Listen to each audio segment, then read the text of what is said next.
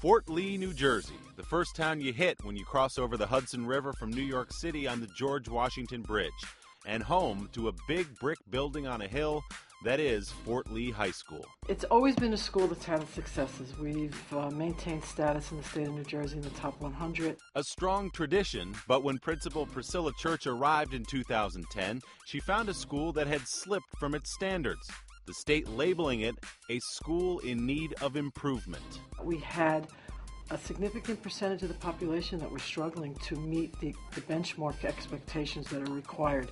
So it showed us that we had two levels of Fort Lee High School. But we needed to do a better job on our end to make sure that every kid was receiving what he or she needs. With the support of Stephen Engravalle, then the Assistant Superintendent of Fort Lee Public Schools, and as of last fall, the Interim Superintendent, Principal Church told her teachers they had to do better. Some feathers were ruffled, some non-tenured teachers and supervisors were laid off. But in just a single school year, the students' numbers did a 180. And I am very proud to say, and this is not my achievement, it's their achievement, that in 1 year they flipped the school so that we were no longer in a needs improvement status. Engravalle, a 33-year-old native of New Jersey, says administrators and teachers performed that turnaround with a new philosophy. Stop blaming the kids. I don't want to hear that they go home and they don't have enough food to eat or they don't have a place to do their homework. I can't change that.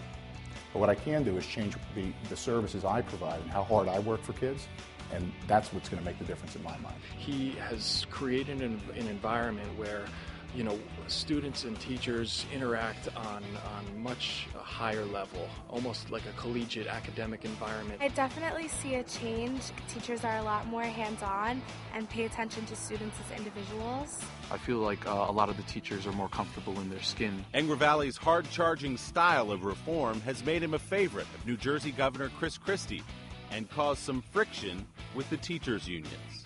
I don't bash teachers. I bash the bad ones. Okay, and that's what my job is as a leader.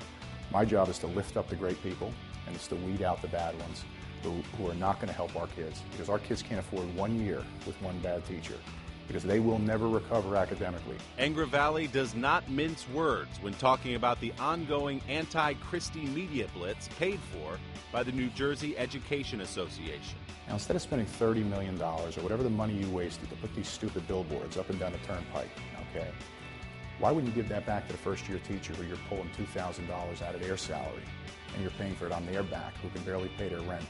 Shaped by his own experience as a teacher, Engravalle considers himself a warrior against the status quo. If you're supporting great things, then I stand beside you.